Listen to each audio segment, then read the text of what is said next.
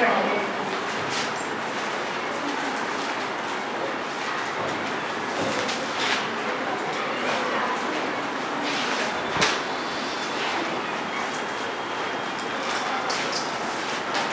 Future continuous tense की जो पहचान होती है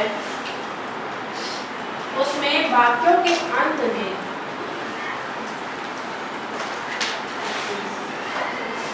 रहा होगा,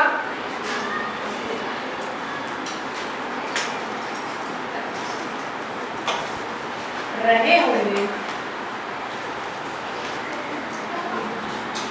रही, होगी आदि शब्दों का प्रयोग किया जाता है।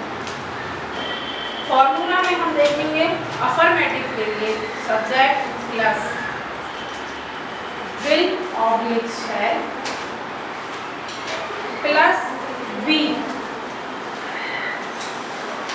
यानी कि हम according to the subject will be और शैल बी का यूज करेंगे, प्लस वर्ब की फर्स्ट फॉर्म में आईएनजी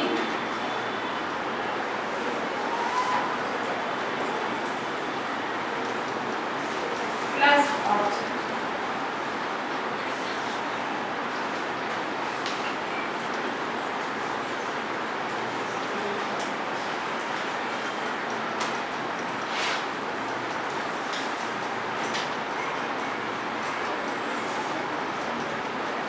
क्लियर? हम शैल बी का प्रयोग किसके साथ करेंगे? आई और बी, बाकी सभी के साथ में विल बी का प्रयोग करेंगे।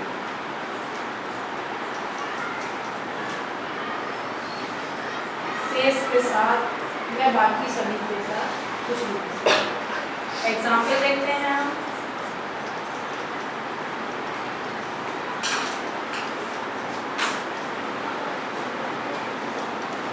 मैं कल इस समय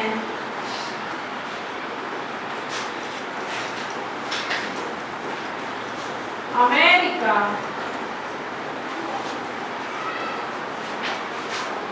जा रहा हूँगा। ठीक, क्या है हमारे सेंटेंस क्लास में? रहा, यानी कि ये क्या है? देखो गाग ये वाले जितने सेंटेंस होते हैं वो फ्यूचर होते हैं, है ना? लेकिन यहाँ पर क्या और ऐड हो गया? रहा। तो ये सेंटेंस कौन सा हो गया? हमें ट्रांसलेशन बनाने आती है हिंदी से इंग्लिश, तब हम उन सेंटेंसेस को, बड़ी स्टोरी होती है लेकिन उसमें छोटे छोटे क्या होते हैं? सेंटेंसेस होते हैं ना, जो मिलकर बड़ी स्टोरी बनाते हैं। हमें इन्हीं से क्या करनी है? पहचान करनी है। फिर हम अपने इन्हीं फॉर्मूलों को क्या करेंगे? अप्लाई करेंगे। यदि वो प्रेजेंट का है, फ्यूचर का है, पास्ट का है, फ्यूचर में भी कौन सा है? इंडेफिनिट है, कंटीन्यूअस है, परफेक्ट है ना?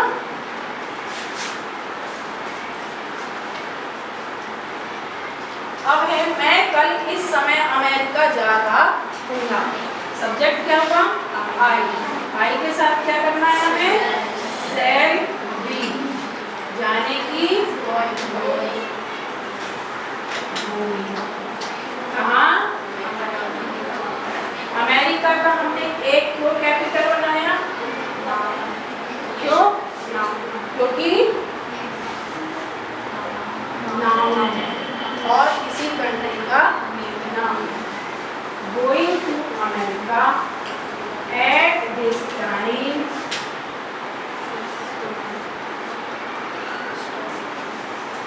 और कल की क्या आएगी? टुमारो।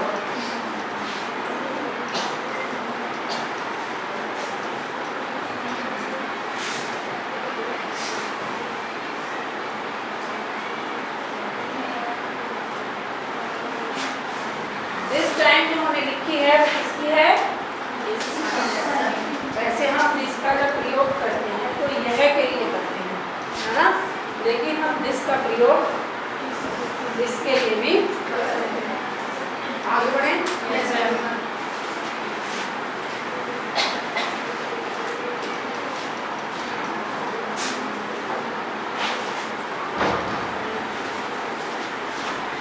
हम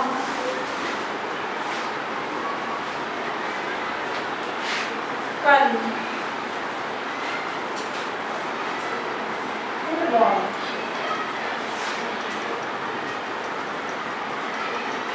खेल रहे होंगे। सब्जेक्ट है वी, वी के साथ में शैल बी, खेलने की प्लेइंग, क्या खेल रहे होंगे? फुटबॉल।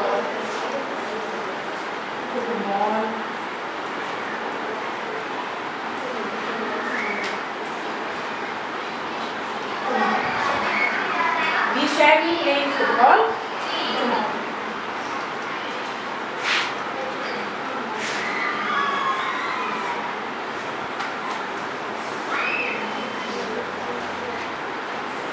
वे बच्चे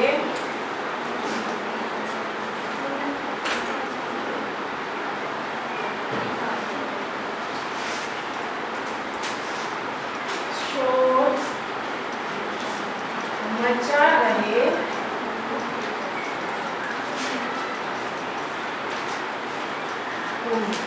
अब हमारा क्या सब्जेक्ट है? वे बच्चे। और वे की क्या होती है?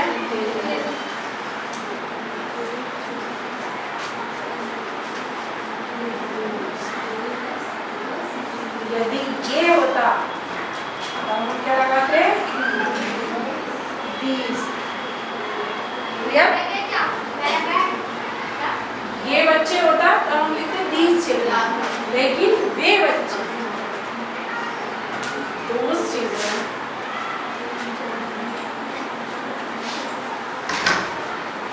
क्या आएगा? will be। शोर मचाने की क्या है? Making a.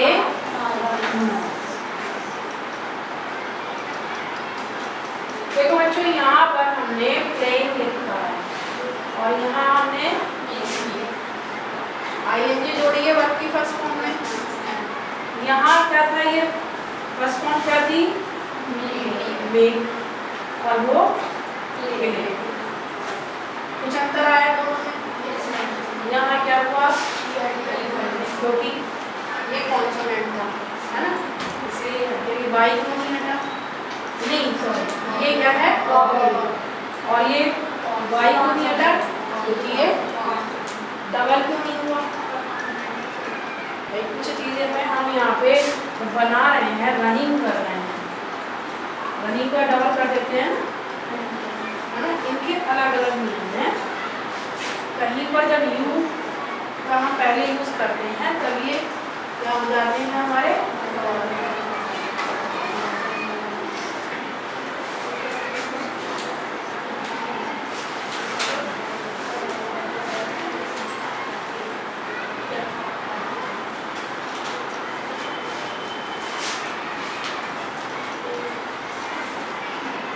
ये लड़कियां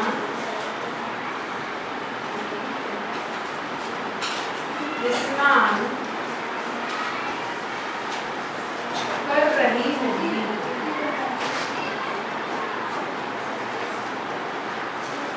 अब हमारा सब्जेक्ट क्या है? ये लड़कियां, यानी कि these girls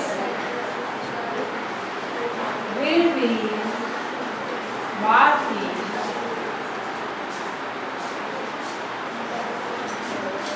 एक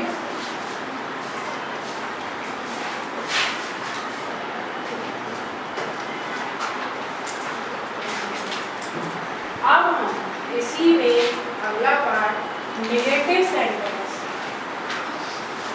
सीखेंगे।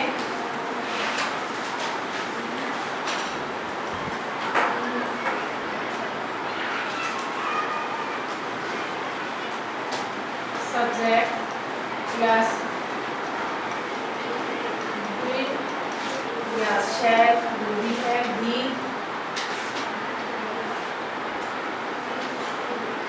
विल शैल के बाद में हम क्या करेंगे? नॉट का प्रयोग करेंगे और उसके बाद में बी का प्रयोग करेंगे। प्लस वर्ब की first form ing plus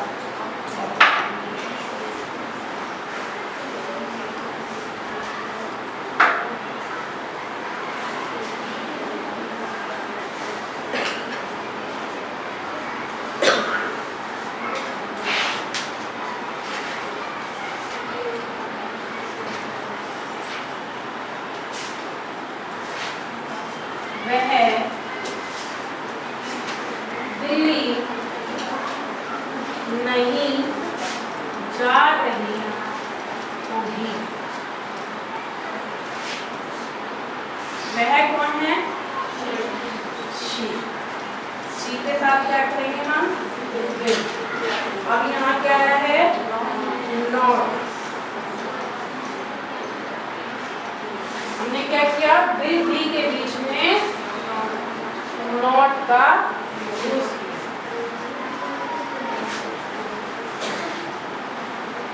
She will not be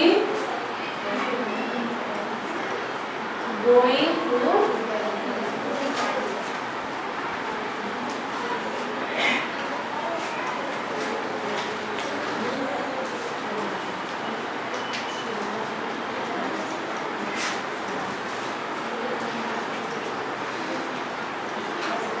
Sarika अब पढ़ा नहीं रही होगी। सब्जेक्ट है हमारा सारिका। सारिका के साथ यूज करेंगे हम विल नॉट बी। पढ़ाने की टीचिंग कब? अब यानी कि Sarika will not be teaching.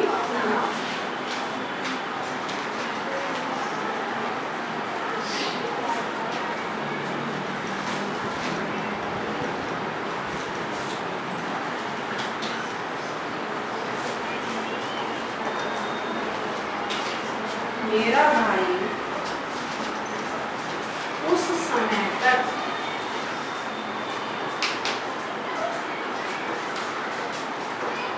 नहीं खेल रहा होगा।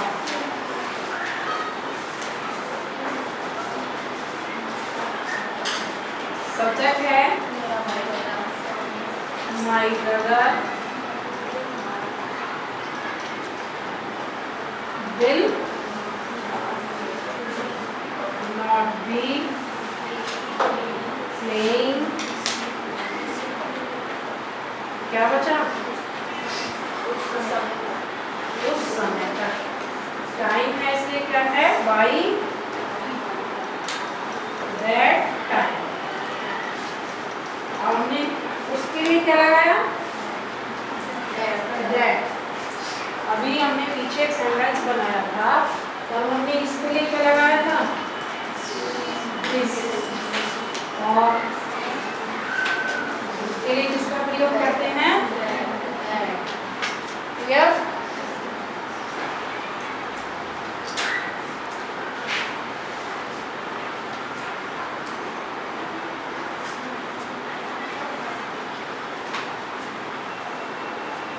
Last part is interrogative sentence.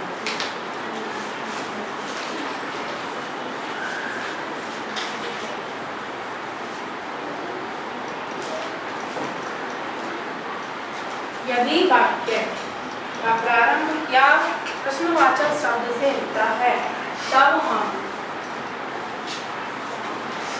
Will या शैल का प्रयोग कहाँ करेंगे? सब्जेक्ट से पहले करेंगे।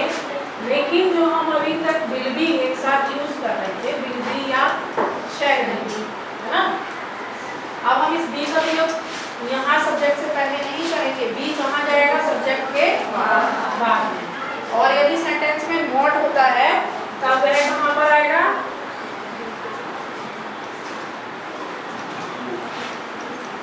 नॉट पहले आएगा, उसके बाद में बी आएगा। वर्ब की फर्स्ट फॉर्म में ing plus object.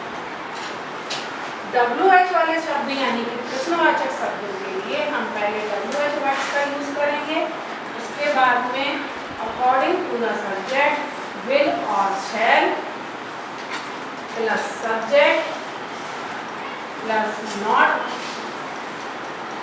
Plus be plus verb की फर्स्ट फॉर्म में ING प्लस ऑफ। हम कुछ उदाहरण देखेंगे।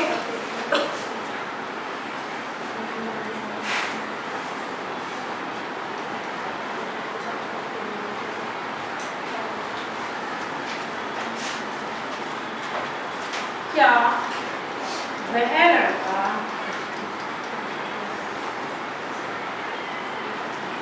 बाजार में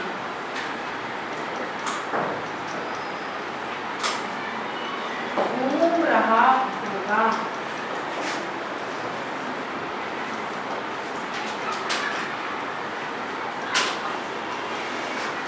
हमारे वाक्य की शुरुआत कहाँ से हुई है? क्या से। और हमारा सब्जेक्ट क्या है? वह लड़का। किसका प्रयोग होगा? विल या शैल? विल। इसका प्रयोग होगा विल। चूंकि क्या से शुरुआत हुई है इसलिए हम सबसे पहले क्या लगाएंगे? विल। फिर हमारा सब्जेक्ट आ जाएगा दैट। बी कहाँ पर जाएगा? सब्जेक्ट के बाद। Will that boy be. अब हम किसका प्रयोग करेंगे?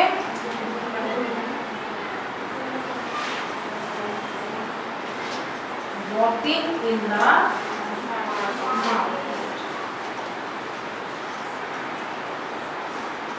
और प्रश्नवाचक चिन्ह यानी कि इंट्रोगेटिव क्वेश्चन मार्क का प्रयोग। यदि इसी सेंटेंस में ये होता, चलो दूसरा उदाहरण ले रहे हैं।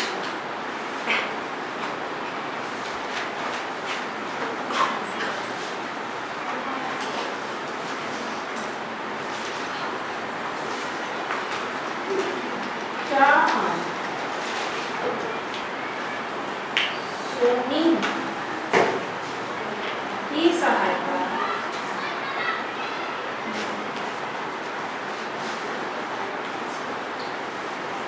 नहीं कर रहे होंगे?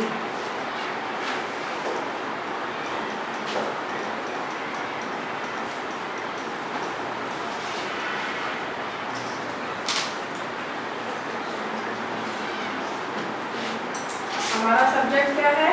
हम, यानी कि वी। वी के लिए क्या यूज करते हैं हम? सेड। अब इसमें क्या है? नहीं। बी के बाद में क्या आएगा? Not be. अगर नॉट नहीं होता तो हम बी के तुरंत बाद ही किसका प्रयोग करते? बी का। Shall be, not be.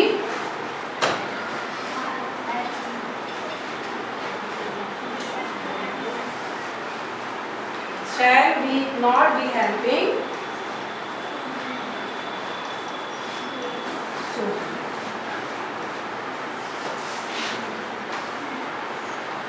अब हम WH वाले कुछ शब्दों से उदाहरण देखेंगे।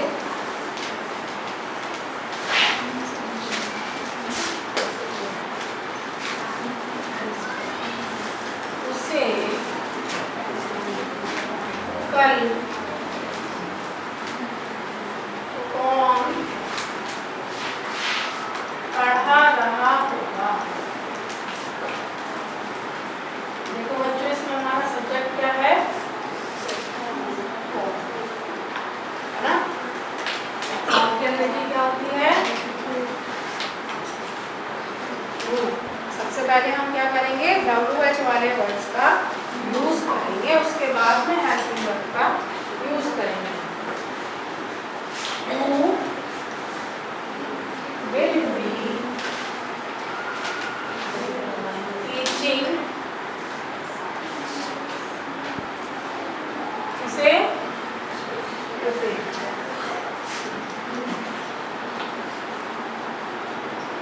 him tomorrow।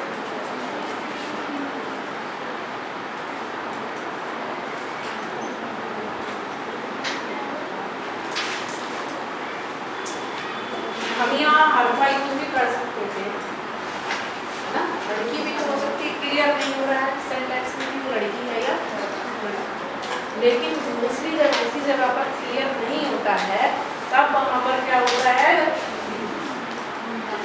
मैस्कुलाइन जेंडर का उपयोग किया जाता है इन का प्रयोग।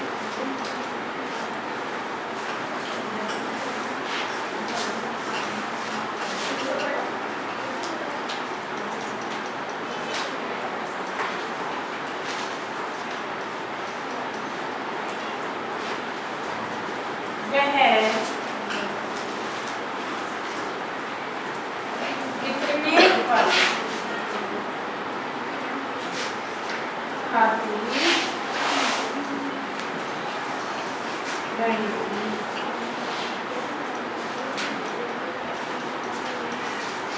अब हमारा सब्जेक्ट क्या है, क्या होती है,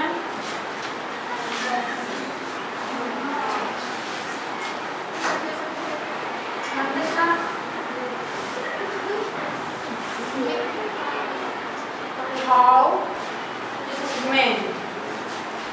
देखो बच्चों थोड़ा सा अलग, एक शब्द होता है हाउ मैनी और एक है हाउ मच। दोनों की अंग्रेजी कितनी, मतलब हिंदी कितनी ही होती है।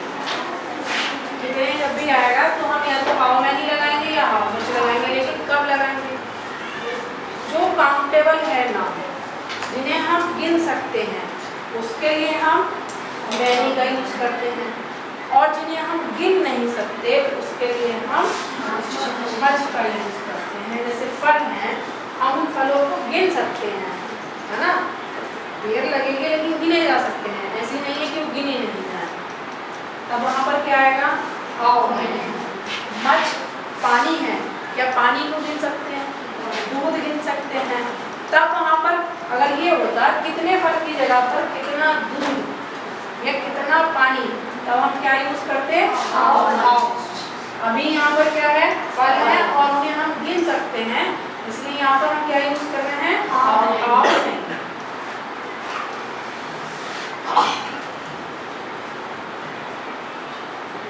हाउ मैनी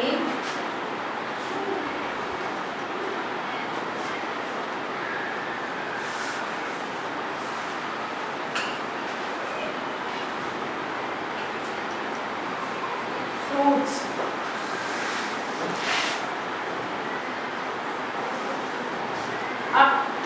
अब क्या आएगा इसके साथ में, विल या शैल, विल। अब हमारा सब्जेक्ट आएगा, क्या है सब्जेक्ट, सी बी, खाने की,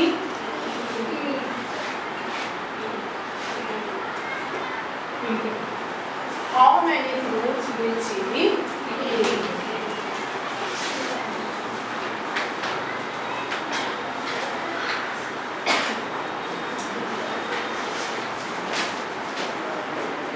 वह बच्चा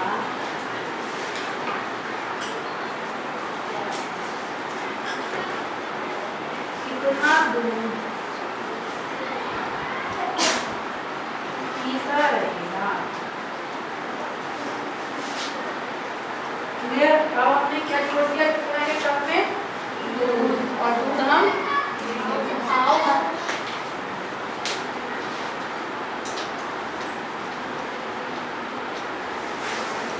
how much, how much milk.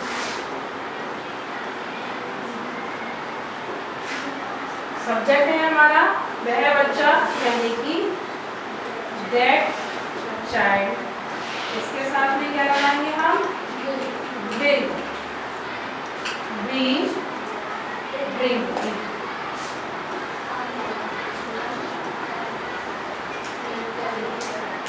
How much milk will that child be drinking?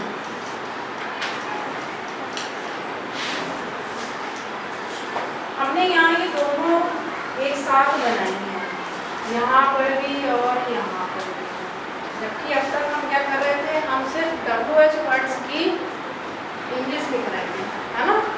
क्यों बनाई है, क्योंकि ये इससे इसकी मात्रा डिपेंड कर रही है, ये दोनों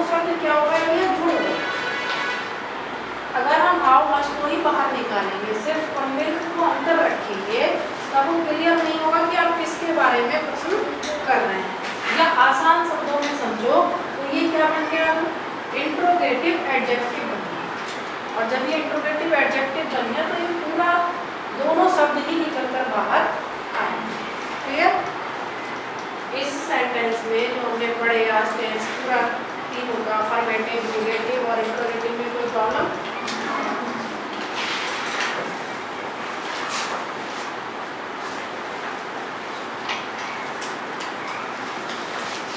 देखो अफर्मेटिव में हम वही करते हैं कि subject plus will object shall plus be plus verb की फर्स्ट फॉर्म में ing प्लस ऑब्जेक्ट। नेगेटिव में क्या ऐड हो जाता है, सिर्फ नॉट।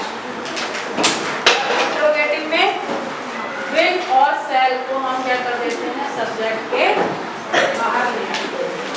WH वाले आते हैं कि वो भी इसके बाहर। नेक्स्ट वीक नया सेंटेंस